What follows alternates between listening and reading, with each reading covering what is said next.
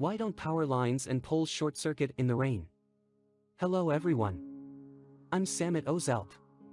I'm here to answer a question that has been on my mind and I'm sure you're wondering too. Enjoy watching. We've all had certain experiences that have taught us something about how the world works. Indeed, there are countless examples of such experiences, but for now we will consider the electrical one. You may be subject to low-intensity electric shocks when attempting to plug a cord into an outlet that is not completely dry. Or you know the risk of dying is pretty high if you get electrocuted when it gets wet. When we put all these together, we can say that electricity and water should never go together. So, why don't electric poles and power poles that get completely wet during the rain short-circuit?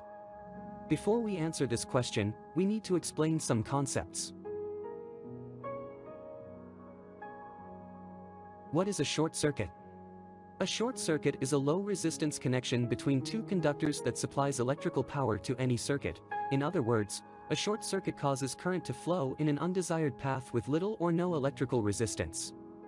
A short circuit is an event in which the resistance is too low as a result of a fault in an electrical or electronic circuit.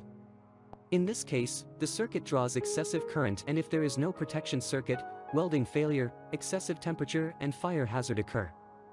People often use the term short circuit to denote any electrical fault, but in reality electrical faults can occur for many reasons and a short circuit is just one of them. Why does water cause a short circuit? Since most liquids that come into contact with electrical circuits are water-based, we can say that water and electricity are not a perfect combination. You remember from high school science class that water is conductive. The truth is that pure water is actually not that conductive. In fact, it is not conductive at all.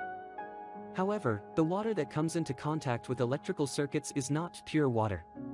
Dirty water conducts electricity directly and poses a hazard when it comes into contact with electrical circuits. Because water is conductive, potentially electrical connections can occur where you don't want it, in the circuit, causing the current in the circuit to flow in a different path. As a result, a short circuit occurs. How do electric poles protect against short circuits? There are several reasons why power transmission towers do not normally short circuit. First of all, as we mentioned above, pure water is not actually conductive, and raindrops falling directly from the sky are also pure and do not conduct electricity. Therefore, it is rare for rainwater to cause a short circuit at startup. In addition, electrical insulators are used to keep the circuits on the electricity poles separate and prevent them from coming into contact. These electrical insulators are materials that, when under the influence of an electric field, allow little or no electric current to pass through them. The insulators they use in power lines are usually made of ceramic, which is a poor conductor of electricity.